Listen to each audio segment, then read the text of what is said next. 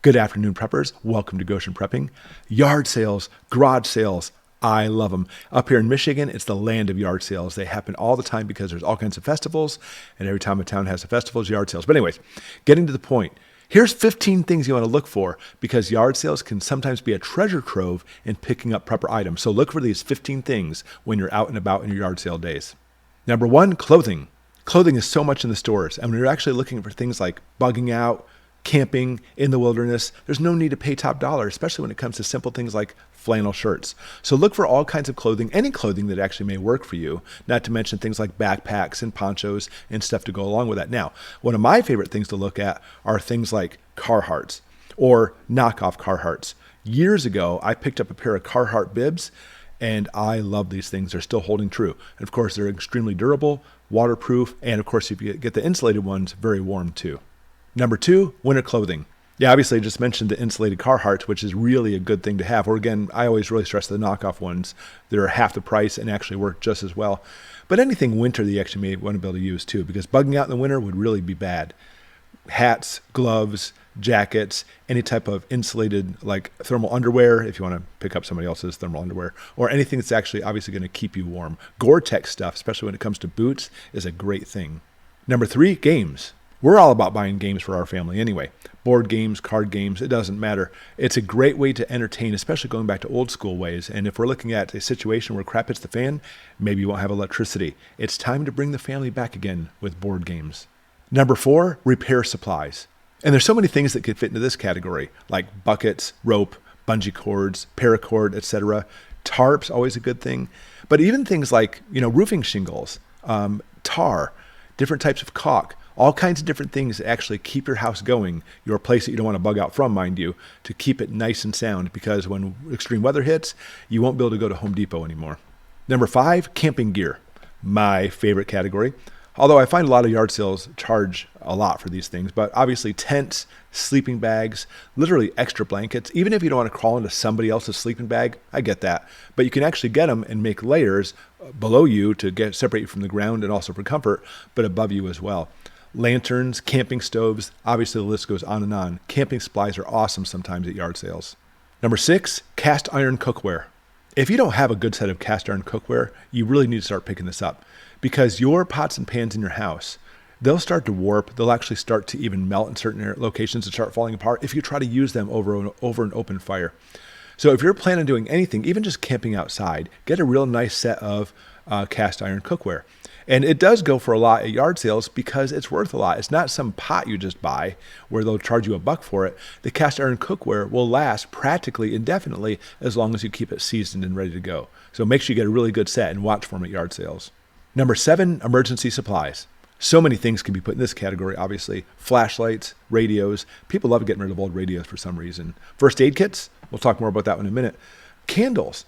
I love candles. We always have, I'm not kidding you, a giant whatever gallon is tote full of candles.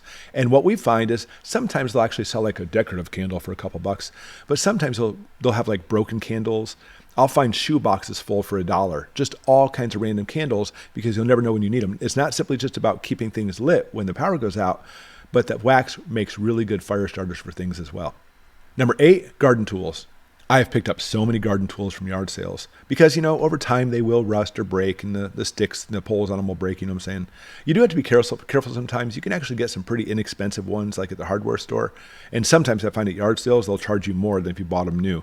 But obviously the list goes on and on of different types of garden tools you can pick up. So keep your eyes open. Number nine, hunting gear. Oh yeah, great category. Obviously guns and ammo, crossbow, bows and arrows. You often find that people will not put these out because they're kind of scared to sell them. What I do, a very quick story, and listen to this, is whenever you go to a yard sale, I don't care where it is, say, hey, do you have any old guns and ammo for sale? And you'd be surprised how many times they'll say yes. I went to one yard sale and they had a hunting scope out there on the table, and I overheard the lady talking saying, oh yeah, he's still got a whole bunch of guns left. Really? I went inside. He had about 40 or 50 hunting rifles going for about $100 each. He just wanted to liquidate his whole collection. It was a great find that day. Number 10, manual kitchen tools. Of course, we love our modern kitchen conveniences, but no power, no gas, you may not have these things. So you need to pick up hand mixers, you need to pick up hand grinders, mill grinders, can openers, manual can openers, all those things to be able to obviously keep going with cooking your food. We got to eat. Number 11, medical supplies. I know I put this under emergency supplies, but to go into more detail, anytime you can pick up any new medical supplies, pick them up. I have literally found boxes full of stuff, like maybe a clinic closed. They picked it up and you can get it for next to nothing. Not to mention, very important, think about this, crutches. If you actually can find any type of crutches or splints, because somebody will break their leg, they'll buy the crutches brand new, use them for a couple months, and then they sit in their basement, and you can actually save yourself a lot of trouble because who knows, that stuff may not be available in the future. So pick up any medical supplies you might need at yard sales. Number 12, preservation supplies. You can often find a lot of this stuff too. We're talking about sometimes you can find dehydrators, canning supplies. We'll often find the ball jars or mason jars you can actually can with. Sometimes you'll see a smoker or a grill. A lot of people will use these things, give them a couple tries, I don't like it, and they'll turn around and sell it. So their loss is your gain. Number 13, sewing supplies. Obviously simple things like needle and thread, or even getting fabric. You can actually make patches or whatever you want to from it. But I'm really looking for a treadle sewing machine. I really like to have one of those manual operated ones to be able to keep going too. That'd be neat. 14, currency. Often you'll find people will sell things like silver and gold, especially as times are getting more difficult. People know they can't hold on to these because they're actually worth a lot of money. They'll sell them. But even simply just not buying just a gold coin, but gold jewelry, as long as you know what to look for to see if it's pure gold or pure silver.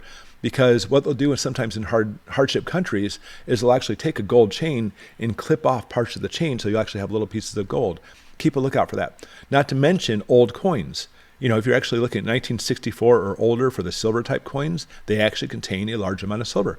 Junk silver is what we call it. And they'll actually be worth a lot of money, not simply just for collector's sakes, but if crap hits the fan, I think these are actually going to be one of the main currencies people will be trading. Number 15, tools. Again, obviously a lot of things you could put here. There are so many tools you could have. Even just simple things like hammers, screwdrivers, not to mention screws and nails. I find these often at yard sales. Sometimes I'll find like a whole box full of all kinds of random tools, and they'll put it cheap just to get rid of the extra stuff. I love picking that up. You'll never know what you might need. So with that in mind, there's your 15 things you need to pick up at yard sales this summer. Always keep an eye out for these things. What would you add to the list? Because I'm sure there's some really good deals you found too. What kind of good deals have you had? I'd like to hear about it. Put it in the comments below. Thanks for watching.